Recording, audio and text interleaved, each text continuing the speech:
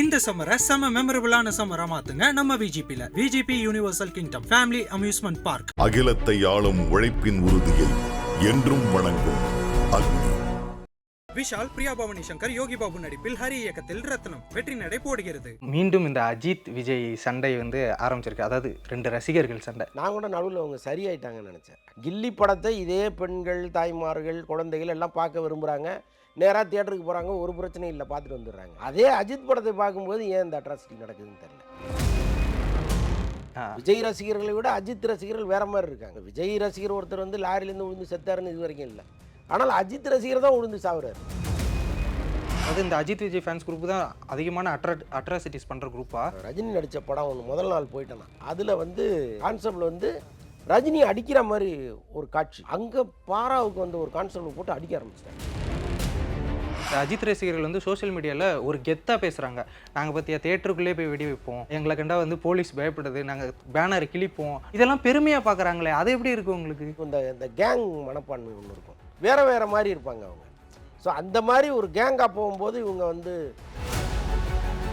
Fans விரும்புகிறாங்க. சரி, நடிகர்களும் விரும்புகிறாங்களா? ஏன்னா ஒரு பேட்டி முடிஞ்சிருமே சார், ரெண்டு பேரும் சேர்ந்து ஒரு பேட்டி. இல்லை, அவங்க சொன்னால் இவங்க கேட்க மாட்டாங்க. அது அவங்களுக்கு அது தெரியுது. ஒரு முறை அஜித் அவர்களோட பிறந்த நாள் விடாமுயற்சி அப்டேட் வரும், குட் பேட் அக்லி அப்டேட் வரும் அப்படின்ற மாதிரி. ஆனால் ஒரு அப்டேட்டும் முந்தின நாளும் வரல, அடுத்த நாளும் வரல. என்ன சார் ஆச்சு? லைக்கா நிறுவனம் இவ்வளோ பெரிய ஹீரோவை வச்சு படம் எடுக்கும் பொழுது அந்த ஹீரோவுக்கு ஒரு பிறந்த நாள் வரும் பொழுது அவரை நீங்கள் எப்படி கௌரவப்படுத்துவீங்க? வணக்கம் சார். வணக்கம். எப்படி சார் இருக்கீங்க? சிறப்பாக இருக்கேன். Okay sir. ரொம்ப நாளைக்கு அப்புறம் மீண்டும் இந்த அஜித் விஜய் சண்டை ஆரம்பிச்சிருக்கு. அதாவது ரெண்டு ரசிகர்கள் சண்டை. ரொம்ப நாளுக்கு அப்புறம் இதை பார்க்கும்போது உங்களுக்கு எப்படி இருந்துச்சு? துணிவு வாரிசுக்கு பிறகு நடக்கிற சண்டை இது. நான் கூட நடுவில் அவங்க சரியாயிட்டாங்கன்னு நினச்சேன். ஆக்சுவலாக விஜய் அரசியலுக்கு வந்த பிறகு அஜித் ரசிகர்கள் நிறைய பேர் அதை வரவேற்று ட்வீட்லாம் போட்டுக்கிட்டு இருந்தாங்க. தேர்தல் நேரத்தில் நாங்கள் விஜய் பக்கத்தில் இருப்போம் அப்படின்னு நிறைய பேர் போட்டதெல்லாம் நான் பார்த்தேன். ஏன்னா ரொம்ப வெளிப்படையாக அவங்களுடைய மகிழ்ச்சியை வெளிப்படுத்தியிருந்தாங்க. ஒரு பக்கம் அஜித் அரசியலுக்கு வரமாட்டாருங்கிறது அவங்களுக்கு தெரியும். ஏன்னா அவருடைய பார்வைங்கிறது வேறையாக இருக்குது. எப்போவுமே அவரை குறித்து அரசியல் சம்மந்தப்பட்ட செய்திகள் வரும்பொழுதெல்லாம் முடிஞ்ச அளவுக்கு அவங்க மேனேஜர் விட்டு மறுத்துருக்கிறாரு. அது அதே மாதிரி அஜித் ரசிகர்கள் பிஜேபிக்கு சப்போர்ட் பண்ணுறாங்க அப்படின்னு தமிழிசை சவுந்தரராஜன் ஒரு இடத்துல பேசும்பொழுது உடனடியாக அதுக்கு ரியாக்ட் பண்ணார் அவர் அஜித். நமக்கு அரசியலுக்கும் நமக்கு சம்மந்தமே கிடையாது, அதை யாரும் நம்ப வேண்டாங்கிற மாதிரிலாம் அவர் சொல்லியிருந்தார். ஸோ அந்த மாதிரி அஜித் அரசியலுக்கு வரமாட்டார்னு தெரிந்த பிறகும் அவருக்கு நேரடி போட்டியாளரான ஒருத்தர் வராருங்கும்போது அஜித் ரசிகர்கள்லாம் அவ்வளவு மன முதிர்ச்சியோடு அதை எதிர்கொண்டாங்க. ஸோ அப்படிப்பட்டவர்கள் இப்படி சண்டை போடுறாங்களேங்கிறது மிகப்பெரிய வருத்தமாக இருந்துச்சு. இன்னொன்று நிறைய பேர் அதே சோஷியல் மீடியாவில் எங்கேயோ ஒரு இடத்துல நடக்கிற ஒரு பிரச்சனையை வச்சுக்கிட்டு ஒட்டுமொத்த அஜித் ரசிகர்களும் இப்படி தாங்கிற முடிவுக்கு வராதிங்க அப்படிலாம் பல பேர் ஷேர் பண்ணிகிட்டு இருக்காங்க. அதையும் நம்ம பார்க்குறோம், அவங்களுடைய கருத்துக்களை சொல்லிகிட்டு இருக்காங்க. ஆனால் சில ரசிகர்கள், வெறி பிடித்த ரசிகர்கள் இந்த மாதிரி நடந்துக்கிறது நிஜமாக அஜித்துக்கு ஒரு மிகப்பெரிய அசிங்கம் தான். அதை அவர் கட்டுப்படுத்த முடியாது. ஏன்னா கட்டுப்படுத்த முடியாத சூழ்நிலையில் தான் அவர் மன்றத்தையே கலைச்சார். ஏன்னா நம்ம சொல்லி யாரும் கேட்க மாட்டாங்க. அவரும் நிறைய சொல்லி பார்த்தார். மன்ற பணிகள்லாம் நிறைய பண்ணியிருக்காங்க. எனக்கு தெரிஞ்சு அப்போ சாலிகிராமத்தில் ஒரு ஆஃபீஸ் ஒன்று இருந்துச்சு அவங்களுக்கு, ரசிகர் மன்ற ஆஃபீஸு. அங்கே போனீங்கன்னா அவ்வளோ பேர் வருவாங்க. ராஜான்னு ஒருத்தர் அங்கே தலைவராக இருந்தார். ரொம்ப ஆக்டிவாக அந்த இது நடந்துகிட்டு இருக்கும். பல ஊர்களுக்கு இந்த நற்பணி இயக்கங்கள் அவங்க செஞ்சு அந்த நற்பணிகள் சம்மந்தமாக அந்த பதிவுகள்லாம் அனுப்புவாங்க. தபாலில் தான் வரும். அப்போல்லாம் அந்த மாதிரி சோஷியல் மீடியா கிடையாது, வாட்ஸ்அப்லாம் கிடையாது. எல்லாம் தபாலில் வரும், பிரித்து அதெல்லாம் எடுத்து ஒட்டி வச்சுருப்பாங்க. ஸோ அந்தளவுக்கு ரொம்ப ஆக்டிவாக தான் இருந்தாங்க. ஒரு கட்டத்தில் அஜித் பேரை சொல்லி அங்கங்கே அரசியல் வியாபாரங்கள் நடந்துச்சு. இப்போ ஒரு மாவட்ட செயலாளர் இருக்காருன்னு வைங்க, அஜித் ரசிகர் மன்றத்தில் ஒரு மாவட்ட செயலாளர் இருக்கார். அந்த தொகுதியில் தேர்தல் வந்ததுன்னா திமுகவும் அதிமுகவும் அவரை விலைக்கு வாங்குறதுக்கு பயங்கரமாக போராடுவாங்க. அப்போ ஏதோ ஒரு தொகையை வாங்கிட்டு அவர் ஏதோ ஒரு கட்சிக்கு சப்போர்ட் பண்ணுவார். இப்போ அஜித்துக்கு அந்த கட்சிக்கு சம்மந்தமே இருக்காது. ஆனால் இந்த லோக்கலில் இருக்கிற அந்த அவர் மூலமாக அஜித் படத்தை போட்டு பக்கத்தில் உதயசூரியனோ ரெட்டையிலையோ போட்டு பிரச்சாரம் பண்ண ஆரம்பிப்பாங்க. இதையெல்லாம் பிடிக்காமல் அவர் இது வேண்டாம், எந்த அரசியல் சார்பு நிலையும் எடுக்காதீங்கலாம் அவர் சொல்லி யாரும் கேட்குற மாதிரி இல்லை. ஸோ ஒரு கட்டத்தில் சில ரசிகர்கள் அவர் வீட்டுக்கே காம்பவுண்டில் நின்று சில வார்த்தைகள்லாம் சொல்லும்பொழுது ரொம்ப கோபமாகி உள்ளே போனவர் நான் மன்றத்தை கலைக்கிறேன் அப்படின்னு உடனடியாக அறிக்கையை ரெடி பண்ணி கொடுத்துட்டார். ஸோ அந்த அளவுக்கு வந்து ரசிகர்கள் மீது அவருக்கு ஒரு வருத்தம் இருக்குது. என்னடா இப்படி இருக்காங்களே, நம்ம சொல்லியும் கேட்க மாட்டேங்கிறாங்களேங்கிறதெல்லாம் அவருக்கு நீண்ட காலமாக இருக்குது. அதை மேலும் வந்து உறுதிப்படுத்துகிற மாதிரி இந்த சம்பவம் நடந்திருக்கும். நிச்சயமாக அவருடைய பார்வைக்கு அதெல்லாம் போயிருக்கும். போயிட்டு என்னடா அது இப்படி இருக்காங்களேன்னு நிச்சயமாக அவர் வருத்தப்பட்டிருப்பார். அதே வருத்தம் தான் நமக்கு. இதில் பெரிய கொடுமை என்னென்னா, இப்படி தியேட்டரில் வந்து சண்டை போடுகிறவர்கள் ஏதோ படிக்காத பாமரர்கள்னா இல்லை. எல்லாமே நல்லா படித்து ஐடியில் வேலை பார்க்குற பசங்க, அவ்வளவு நாலேஜபிளாக இருக்காங்க. ஆனால் இந்த விஷயத்தில் மட்டும் ஏன் இப்படி தற்குறியாக இருக்காங்கன்னு தெரிய மாட்டேங்குது. Okay sir. இப்போ அது ஒரு ரிலீஸான ஒரு படம், அது புது ரிலீஸ்னா கூட பரவாயில்ல, ஒரு ரிலீஸ் இந்த ரிலீஸுமே ஏற்றுக்க முடியாது. துசோ பழசோ இந்த செயலை எப்படி நீங்கள் ஏற்றுக்க முடியும்? அது ஏற்கனவே வந்த படமாக கூட இருக்கட்டும், செயல் தானே, அதுதான் அதை ஒத்துக்க முடியாதுல்ல நம்ம. ஓகே. இதை எதிர்பார்த்து தான் இப்போ தேட்டருக்காரங்களே வந்துட்டு அந்த ரீரிலீஸ்க்குள்ளேயே இப்போ பார்த்தீங்கன்னா கில்லி ஓடிக்கிட்டு இருக்கு. அந்த சமயத்துலேயே மறுபடியும் தீனா போட வேண்டிய அவசியம் என்ன? அதுக்காக இந்த சண்டைகள்லாம் அவங்களும் பார்க்கணும்னு விருப்பப்படுறாங்களா தேட்டர்? ஒரு சில தேட்டர் தாங்க, பெரும்பாலும் இப்போ பிவிஆர் காம்ப்ளெக்ஸ்லாம் படங்கள் போட்டிருக்காங்க. பட் இவங்கள மாதிரி ரசிகர்களை உள்ளே அனுமதிச்சிருக்காங்களான்னா கிடையாது. அங்கே கட் அவுட் வைக்கிறது, பாலாபிஷேகம் பண்ணுறதுலாம் அங்கே நடக்காது. அவங்க ரொம்ப ஸ்ட்ரிக்டாக இருப்பாங்க. படம் பார்க்குறியா, உள்ள டிக்கெட் எடுத்து வந்து பாரு, அவ்வளோதான். அங்கே நீங்கள் குடிச்சிட்டு வந்தால் கூட வெளியில் அனுப்பிச்சிடுவாங்க. அந்த மாதிரி தான் வந்து ரொம்ப ஸ்ட்ரிக்டாக இருக்குது அங்கே நிர்வாகம். அதனால் பொதுமக்கள் வந்து பயப்படாமல் போகிறாங்க. இப்போ பெண்களும் குழந்தைகளும் இந்த படத்தை பார்க்கணுன்னு விரும்புகிறாங்கன்னு வைங்க. இப்போ கில்லி படத்தை இதே பெண்கள், தாய்மார்கள், குழந்தைகள் எல்லாம் பார்க்க விரும்புகிறாங்க. நேராக தியேட்டருக்கு போகிறாங்க, ஒரு பிரச்சனையும் இல்லை, பார்த்துட்டு வந்துடுறாங்க. அதே அஜித் படத்தை பார்க்கும்போது ஏன் இந்த அட்ராசிட்டி நடக்குதுன்னு தெரில. விஜய் ரசிகர்களை விட அஜித் ரசிகர்கள் வேறு மாதிரி இருக்காங்க. இப்போ விஜய் ரசிகர் ஒருத்தர் வந்து லாரிலேருந்து விழுந்து செத்தாருன்னு இது வரைக்கும் இல்லை. ஆனால் அஜித் ரசிகர் தான் விழுந்து சாவுறாரு. இந்த துணிவு சமயத்தில் அவர் லாரிலேருந்து விழுந்து செத்ததெல்லாம் நம்ம பார்க்குறோம். அப்போ இவர்கள் ஏன் இப்படி ஒரு தறிகட்டு நிற்கிறாங்கன்னு புரியல. ஆனால் ரசிகர்கள் தான், இதில் ரெண்டாலாம் நம்ம பிரிக்க முடியாது. அவங்களும் அந்த எக்ஸ்ட்ரீமில் தான் இருக்காங்க.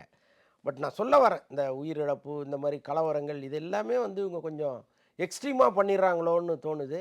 இன்னொன்று, ஒரே நேரத்தில் இது மாதிரி நேரடி எதிரிகளான 2 பேருடைய படத்தை ஒரே காம்ப்ளெக்ஸில் போடுறதை இவங்க தவிர்க்கணும்.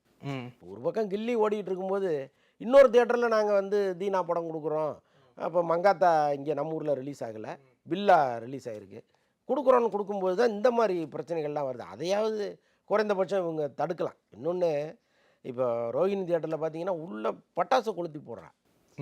தியேட்டரை பற்றிக்கிச்சுன்னா என்னங்க ஆகும்? உள்ளே ஒரு தியேட்டர் கொள்ளாமல் உட்காந்துருக்காங்க ஆட்கள்.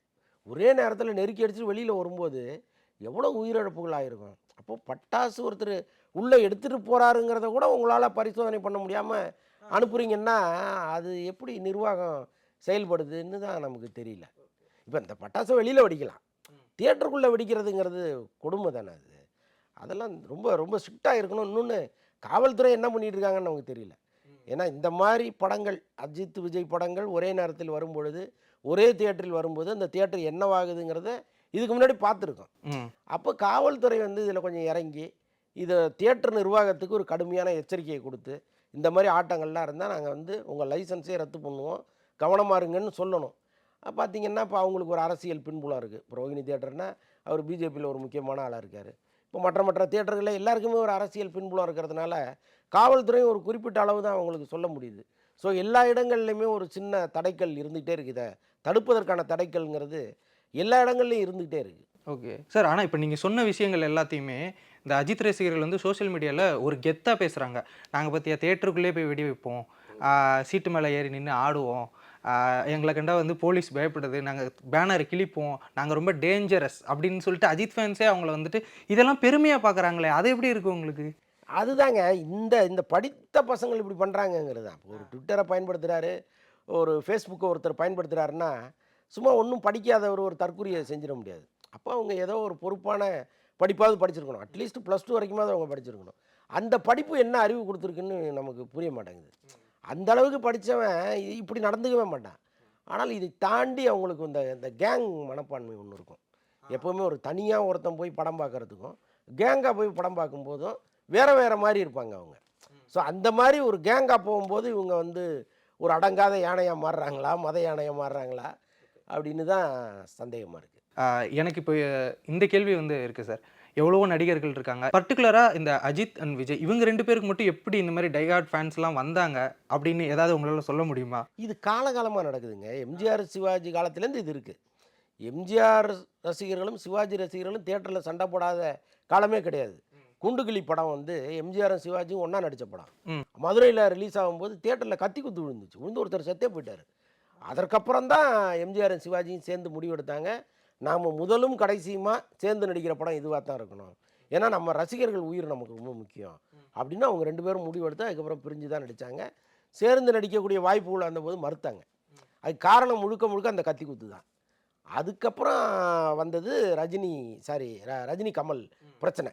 இதில் நீங்கள் பார்த்தீங்கன்னா ரஜினி ரசிகர்கள் கொஞ்சம் ஓங்கி இருப்பாங்க எல்லா இடத்துலையும்.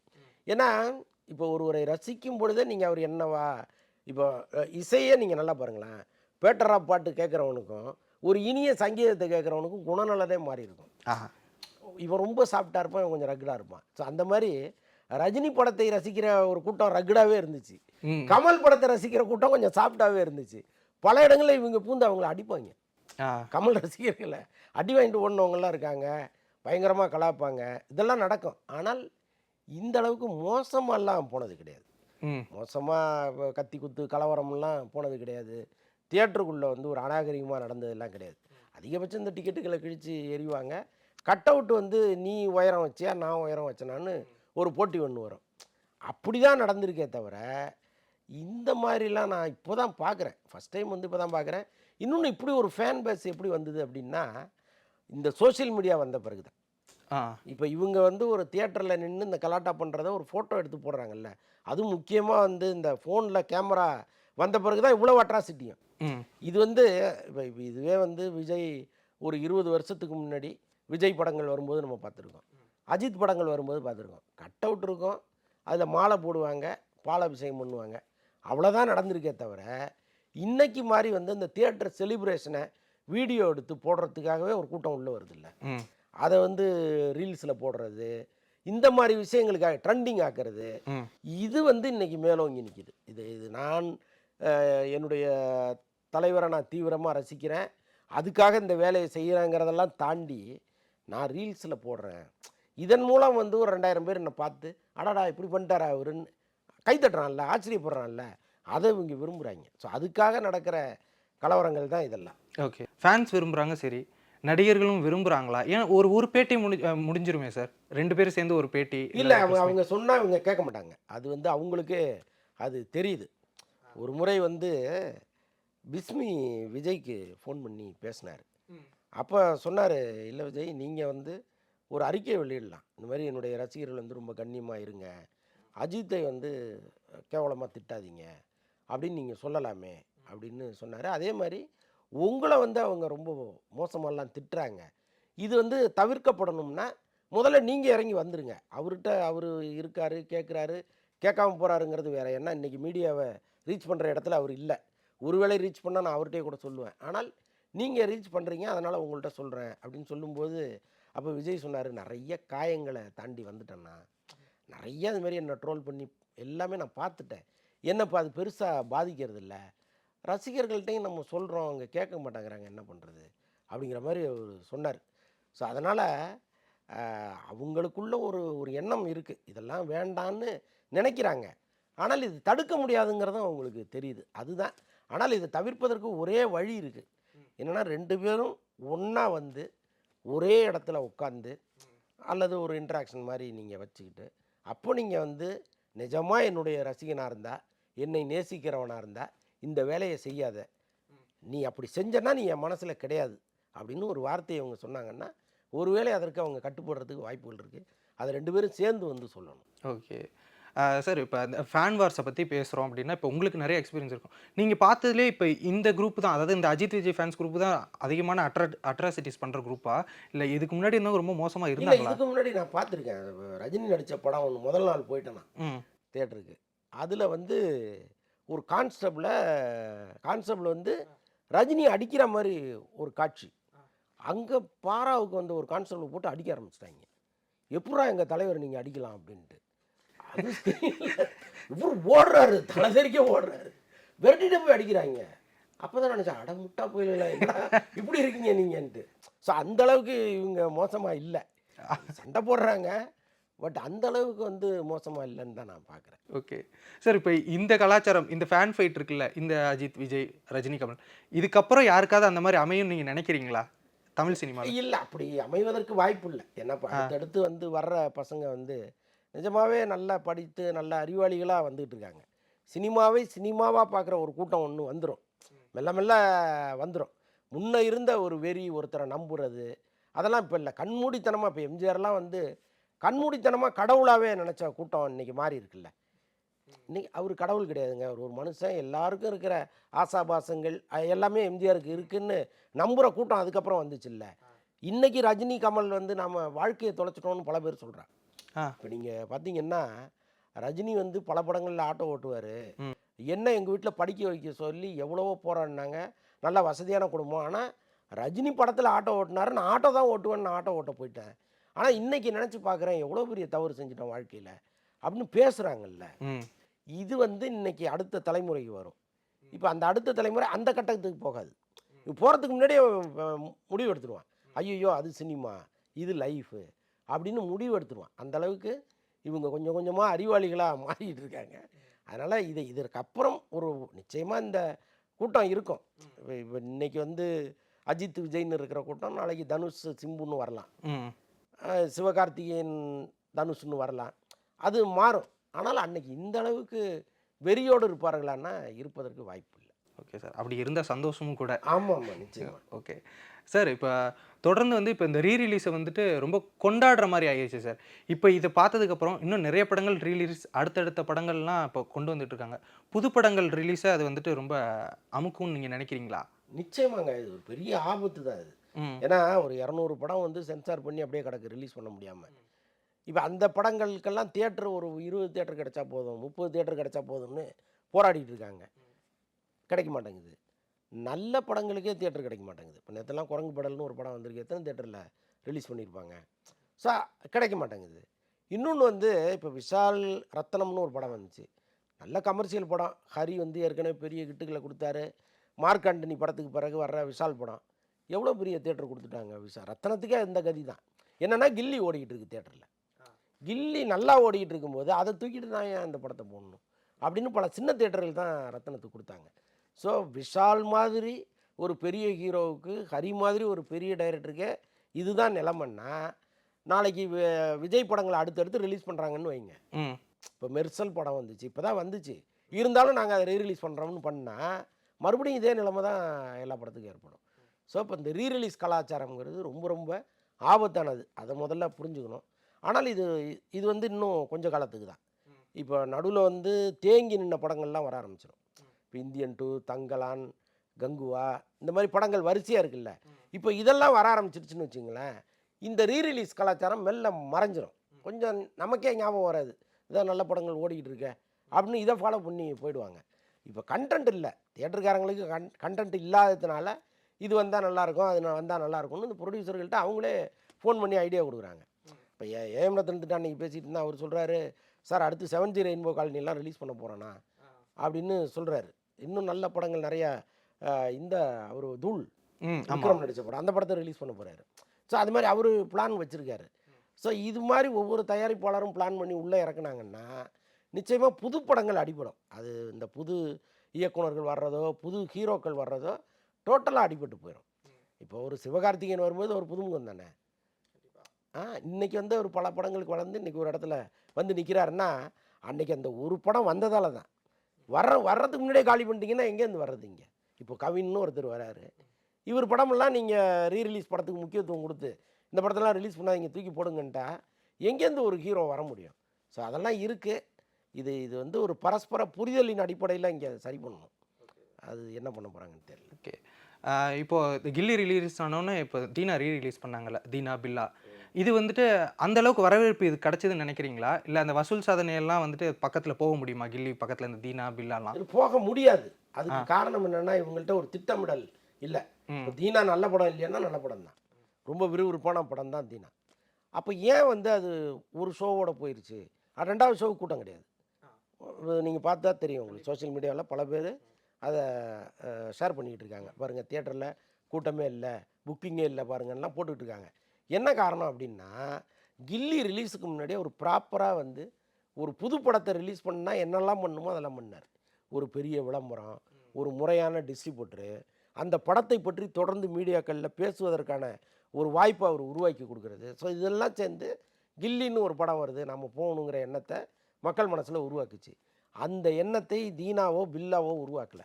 அதுக்கு என்ன காரணம்னா, ஒரே நேரத்தில் 2 அஜித் படம் வர்றது, அதை முதல்ல இவங்க தவிர்க்கணும். இன்னொன்று மங்காத்தா வெளிநாட்டில் ரிலீஸ் பண்ணிட்டாங்க, அங்கே அது ஓடிக்கிட்டு இருக்குது.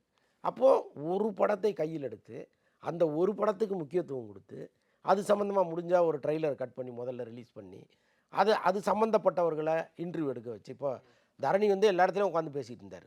அந்த படத்தினுடைய கேமராமேன் கோபிநாத் எல்லா இடத்துலையும் உட்காந்து பேசிகிட்டு இருந்தார். ஏஎம் ரத்னா எல்லா இடத்துலையும் உட்காந்து பேசிகிட்டு இருந்தார். அப்போ பார்த்தீங்கன்னா நமக்கு புது படங்கிற ஒரு உணர்வை அவங்க கொடுத்துட்டாங்க. அந்த உணர்வை இவங்க கொடுக்க மறந்துட்டாங்க. அதனால தான் அது வந்ததும் தெரில போனதும் தெரில, அப்படி ஆயிடுச்சு. முறையான ரிலீஸு இல்லை, அதுதான் காரணம். ரசிகர்கள் எதிர்பார்த்ததுன்னா மங்காத்தாவை தான். அது ஏன் சார் இங்கே ரிலீஸ் பண்ணவே முடியல? நினச்சா ரிலீஸ் பண்ணியிருக்கலாம்ல? அது பண்ணியிருக்கலாம். அது என்னென்னா, இப்போ அந்த படத்தினுடைய தயாரிப்பாளருக்கு உடம்பு சரியில்லாமல் ஹாஸ்பிட்டலில் இருக்கார், துரை தயாநிதி. இந்த நேரத்தில் ரிலீஸ் பண்ணிங்கன்னா உங்களுக்கு பணம் தான் முக்கியமா? இந்த படத்தை எடுத்தவர் வந்து இப்போ ஆபத்தான நிலையில் ஹாஸ்பிட்டலில் இருக்கார், அது கூட நீங்கள் மனசில் வைக்காமல் ரிலீஸ் பண்ணுறீங்களேன்னு கேட்பாங்க, நிச்சயமாக கேட்பாங்கல்ல. ஸோ எதுக்கு அந்த பழி சொல்ல நாம் ஏற்றுப்பானே அப்படின்ட்டு விட்டாங்க.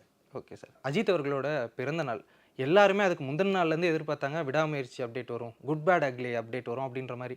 ஆனால் ஒரு அப்டேட்டும் முந்தின நாளும் வரல, அடுத்த நாளும் வரல. என்ன சார் ஆச்சு? ஏன்? அதுதாங்க இதன் பின்னணியில் வந்து நிச்சயமாக ஏதோ ஒரு சண்டை இருக்குது. ஏன்னா இப்போ லைக்கா நிறுவனம் வந்து இவ்வளோ பெரிய ஹீரோவை வச்சு படம் எடுக்கும் பொழுது, அந்த ஹீரோவுக்கு ஒரு பிறந்த நாள் வரும் பொழுது அவரை நீங்கள் எப்படி கௌரவப்படுத்துவீங்க? நீங்கள் நேராக போய் ஒரு பொக்கே கொடுக்குறதோ அல்லது அவரோட ஒரு பார்ட்டியில் கலந்துக்கிறதோ மேட்ரு கிடையாது. நீங்கள் அவர் சம்மந்தப்பட்ட ஒரு விஷயத்தையும் ரசிகர்களுக்கு சொல்லணும். அதுதானே நிஜமான ட்ரீட்டாக இருக்கும், அவருடைய பிறந்தநாள் ட்ரீட்டு. அப்போ இவங்களால் அதை செய்ய முடியலன்னா, ஒன்று அஜித் அதை அக்செப்ட் பண்ணலை. ஏன்னா எல்லா விஷயங்களையும் நீங்கள் அந்த ஹீரோவுக்கு சம்மதம் இல்லாமல் செய்ய முடியாது. இப்போ அஜித்தோ விஜயோ அல்லது விக்ரமோ தனுஷோ சூர்யாவோ யாராக இருக்கட்டும், அவங்க நடித்த படத்துலேருந்து ஒரு ஸ்டில்லை நீங்கள் ரிலீஸ் பண்ணுறீங்கன்னா நீங்கள் அவங்கள்ட்ட போய் கேட்கணும், சார் இந்த ஸ்டில்லை நாங்கள் ரிலீஸ் பண்ணுறதா இருக்கோம், இது உங்களுக்கு ஓகேவா? ஒரு 5 டிசைன் 6 டிசைன் பண்ணியிருப்பாங்க, இந்த 6ஐயும் கொண்டு போய் கொடுப்பாங்க, சார் இதில் நீங்கள் ஒன்று டிக் பண்ணுங்கள், நம்ம ரிலீஸ் பண்ணுறோம்பாங்க. அதுக்கப்புறம் தான் அது ரிலீஸ் ஆகும். எவ்வளோ பெரிய தயாரிப்பாளராக இருந்தாலும் இதை ஒரு கடமையாக வச்சுருக்காங்க, ஒரு முறையாக இருக்குது. அப்போ இவங்க அஜித்தை ரீச் பண்ண முடியாத ஒரு இடத்துல லைக்காக இருக்குது, அதை நம்ம புரிஞ்சிக்க வேண்டியதாக இருக்குது. அப்போ அஜித் வந்து அவங்கள கிட்ட சேர்க்காமல் இருக்காருன்னா அதற்கு பின்னணியில் ஏதோ ஒரு காரணம் இருக்குது. இதுதான் நம்ம அந்த படத்தை பொறுத்தளவுக்கு நம்ம புரிஞ்சிக்க வேண்டியதாக இருக்குது. இன்னொன்று குட் பேட் அக்லியை பொறுத்தளவுக்கு அதில் அப்டேட் கொடுக்கறதுக்கு பெருசாக ஒன்றுமே இல்லை. ஏன்னா இன்னும் அவங்க ஷூட்டிங் போகலை. ஷூட்டிங் போகிறது எப்போங்கிறத மே 10 ஜூன் 10ங்கிற முடிவுக்கு அவங்க வரல. ஆக மொத்தம் மே 10 அல்லது ஜூன் 10 ஏதோ பிளான் பண்ணிகிட்ருக்காங்க. ஆர்டிஸ்ட்டு இன்னும் கமிட் ஆகலை, வெறும் அஜித்தை கமிட் பண்ணி வச்சுருக்காங்க, மற்றவர்கள்ட்ட பேசிகிட்டு இருக்காங்க, அவ்வளோதான். ஸோ இது எதுவுமே தெரியாமல் நீங்கள் வந்து ஒரு இது பண்ண முடியாது. ஸோ இதெல்லாம் பார்க்கும் பொழுது லைக்காவுக்கும் அஜித்துக்கும் ஏதோ ஒரு பஞ்சாயத்துங்கிறது மட்டும் தெரியுது. அதனால தான் இந்த நாளில் கூட ஒரு அப்டேட் வரல. Okay sir. இப்போ இந்த படமே ஒரு பஞ்சாயத்தில் இருக்கும்போது எதுக்கு சார் அவசரமாக குட் பேட் அக்லியோட அப்டேட் எல்லாம் முன்னாடியே விட்டு நாங்கள் படம் பண்ணுறோம் அப்படின்னு மித்ரி மூவி மேக்கர்ஸ் வந்து சொல்லணும்? இதெல்லாம் எப்போவோ கமிட் ஆனதுங்க. விடாமுயற்சி வந்து மே மாதம் முடிஞ்சிடும்னு அஜித் எப்பயோ முடிவு எடுத்துட்டாரு. அதுக்கு முன்னாடியே அந்த படத்தை கமிட் பண்ணிட்டார். அவர் கமிட் பண்ணி நம்ம ஜூனில் ஷூட்டிங் போகலான்னு சொல்லிட்டார். ஸோ அதனால் வந்து அவங்க ஜூனில் ஷூட்டிங் போகிறோம், நம்ம கமிட்டான விஷயத்த சொல்லிவிடுவோம் அப்படின்னு அவங்க அறிவிச்சிட்டாங்க, அவ்வளோதான். மற்றபடி இதனால் வந்து அதன் மீது இருக்கிற கோபத்தால் இதை அறிவிச்சாருங்கிறதெல்லாம் கிடையாது. இது ஆஸ் பர் ஷெட்யூல் இதை அறிவிச்சிட்டார், அவ்வளோதான். அது டிலே ஆனதுக்கு வேறு ஏதோ காரணம். ஓகே, அது என்னன்னாலும் இப்போ இவர் இந்த ஷூட்டோட கண்டினியூ ஆக போகிறாரு குட் பேட் அக்லியோட? இல்லை, இதில் வந்து ஒரு சின்ன ஒரு சலுகை ஒன்று கொடுத்துருக்கிறார். என்னென்னா, குட் பேட் அக்லியில் 3 கெட்டப்பில் வர்றார் அஜித். அந்த முதல் கெட்டப் இப்போ ஷூட்டிங் போகிறாங்கல்ல, இந்த கெட்டப் வந்து அவர் விடாமுயற்சியில் என்னவா இருக்காரோ அதே கெட்டப். ஏன்னா மாற்றலை, திடீர்னு ஒரு வேளை விடாமுயற்சி ஷூட்டிங் நீங்கள் வந்துடணும் சார் அப்படிங்கிற மாதிரி ஒரு சூழ்நிலை வந்ததுன்னா இதை கொஞ்ச நாள் பிரேக் பண்ணிட்டு அங்கே போய்க்கலாம் அப்படிங்கிற ஐடியாவில் தான் அவர் இந்த கெட்டப்லேயே இந்த படத்தில் நடிக்கிறார், ஃபஸ்ட்டு ஷெட்யூல். ஓகே. ஸோ அதனால் ஒரு சலுகை கொடுத்துருக்கிறாரு. ஒருவேளை மற்ற 2 கெட்டப்பை அவர் போட ஆரம்பிச்சிட்டாருன்னா அதுக்கப்புறம் இங்கே வர முடியாது அவர். ஸோ அது மாதிரி ஒரு சிக்கல் இருக்குது. இவங்க என்ன பண்ண போகிறாங்கன்னு தெரியல. ஓகே சார், பொறுத்திருந்து பார்ப்போம். நிறைய விஷயங்கள் பகிர்ந்துக்கிட்டீங்க. உங்களுடைய நேரத்திற்கும் கருத்திற்கும் நன்றி சார். நன்றி. இந்த சம்மரை செம மெமரபிளான சம்மரா மாத்துங்க நம்ம விஜிபில. VGP universal kingdom family amusement park. அகிலத்தை ஆளும் உழைப்பின் உறுதியை என்றும் வணங்கும் அக்னி. விஷால், பிரியா பவானி சங்கர், யோகி பாபு நடிப்பில் ஹரி இயக்கத்தில் ரத்னம் வெற்றி நடை போடுகிறது.